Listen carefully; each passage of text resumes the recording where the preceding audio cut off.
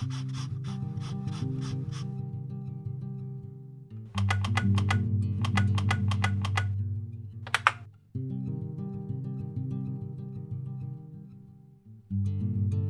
world, it's ScrawlrBox time, and as you can see, they redesigned the box.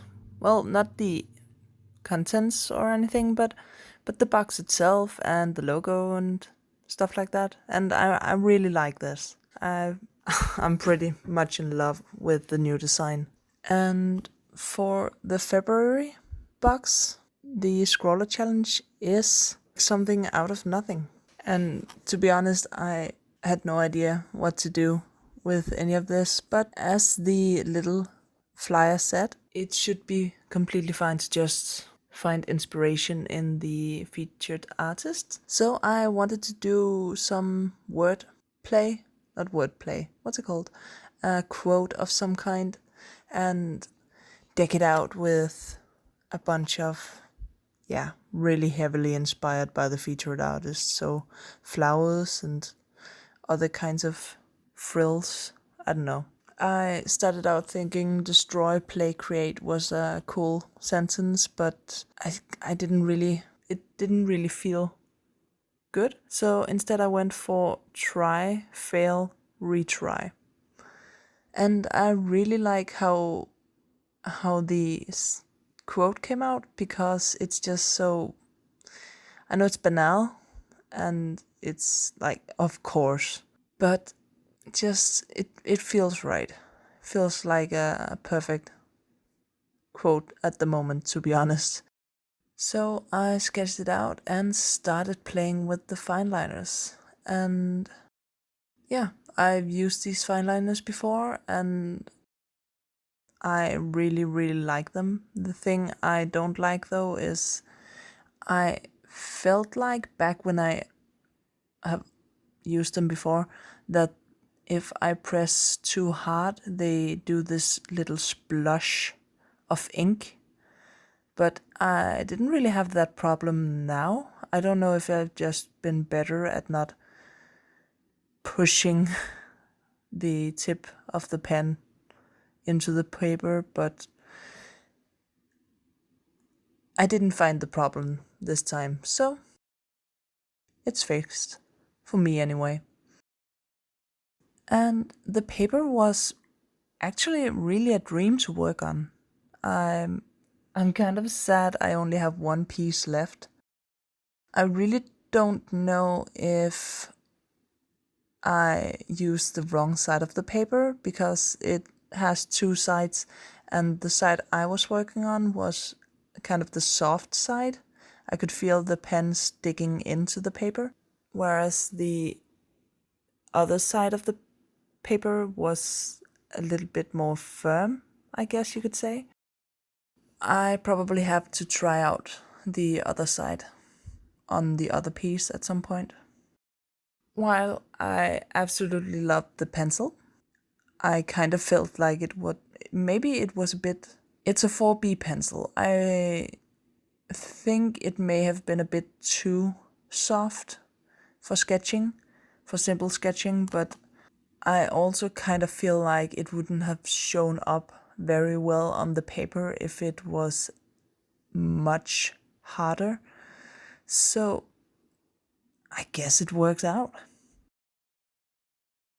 All the initial lines I did with the medium, which I guess is the fine, the F pen. I'm really happy that they've put sizes on the pens, like in actual millimeters instead of just small, fine, and medium, because small and fine, which is which, I could never figure it out. So now I can just refer to the actual numbers. Anyway, I started out with the fine pen and then went over on the letters with the medium pen, and now I'm just using the brush pen to do some line variation on the flowers and the leaves. I really like working with the brush pen. It's a firm tip. I think it's a felt tip, and it's really soft to work with and kind of firm at the same time. It's a bit weird, but you'll know if you actually sit down and play with it. A problem I've had earlier with these Pitt artist pens is that the tip tends to fray very easily. This one didn't even fray at all. As far as I remember, it's still as it was when I pulled it out of the box. So again, I don't know if it's just me being a whole lot less heavy-handed than I used to be, but I don't know. I don't complain.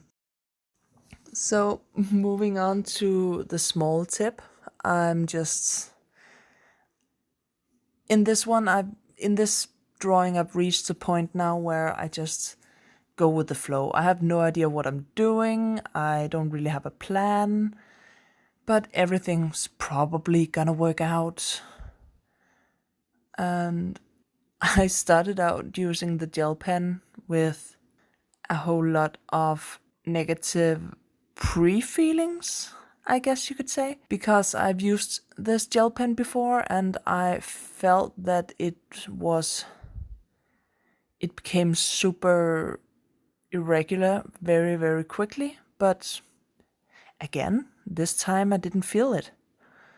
I guess they may have changed up the what's it called, the solution, the ink, I guess, or something, but it worked really, really nicely and I have absolutely no complaints. To be honest, it worked so well that I'm thinking about maybe using it a bit more again in my regular stuff. It feels pretty nice. So again, just going with the flow, having no idea what I'm doing, but I wanted to pop out the painting a bit. And when I first started using the white here on the flowers, I was kind of worried about the hierarchy of the entire thing, because when Fail is so white in the middle of everything and the white of the flowers also stand out quite a lot, it just takes away from the try ×2.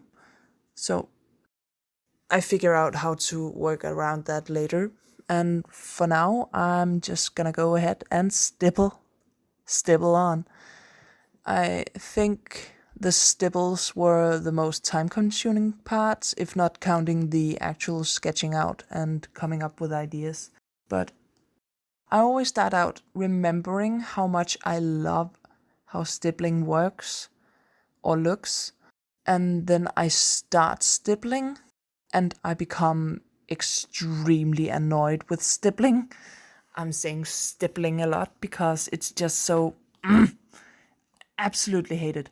It takes so long and it's so infuriating, and once you've already started, you can't stop, and then suddenly you go into this incredible trance-like experience. I don't know how to say it. Not how to say it, how to convey the feeling, but it just suddenly doesn't really matter anymore that it's taking a long time. You're just in this dotting trance and building up darkness and lights and putting very deliberate dots where you want to put them, and then you get into another stage where I kind of hate it again. But it always ends up looking so amazing, and I'm always so very proud of myself for actually finishing it. I guess it's kind of always worth it in the end. This is the idea I had for how to get try to stand out a lot more. It started out just being for maybe I wanted to put some glitter in there, or maybe I wanted to stipple in there as well. But I thought that, well, since the white is so aggressive, maybe I should fight fire with fire and just put complete black in there. Because, yeah, hierarchy, I guess. So, ever since I thought of this idea, I wanted to use the glitter for the retry. Sketching that out, finding out that I kind of didn't like, there was something wrong. So I put in these frame thingies. They're called frame thingies now. And it really brought everything together. You know, those things where you look at the painting or drawing and you think there's something missing. There's just something missing to make everything balanced. You could finish up without that last detail, but you just want to put it in there. And I feel like that's what these frame thingies did to this piece. It just really squared everything out, I guess. Stupid puns. Oh well. It ended up working incredibly nicely. It's just a whole lot more dotting. Oh god. Yeah, I'm gonna have to apologize for the most frustrating bunch of footage I've ever made, edited, and seen. And you are going to have to suffer with me, because one thing, I absolutely hate glitter. I love looking at glitter. I love glitter when it's far away or on other people or encased in something, but free glitter, I can't. I really can't. So I was actually thinking about not even using it, but I guess it is biodegradable. It's made of plant-based stuff. I might as well just try it out. And this glue pen was much more aggressive, heavy-handed than I initially thought it would be. This is why you swatch, kids. And so the became kind of weird and smudgy and pudgy, and yeah, I really should have experimented a bit more with the pen first, but I didn't, and then I just put glitter all over it and waited for that to dry. And I think I got it all collected, and I only think I found 2 pieces lying on the floor after this. So that's positive, and that's much less of a glitter disaster than I expected and feared, and that's kind of okay. It's okay. I'm okay. Also, the glitter being so 3D kind of ruined the not ruined the scanning of the drawing, but it looks a bit weird. But I guess that's just scanning 3D items. But yeah, I actually made prints of this. So this is the February ScrawlrBox. I hope you enjoyed my experience, I guess you could say, and the box, and I hope you have a lovely time. Take care. Thank you for watching. Bye.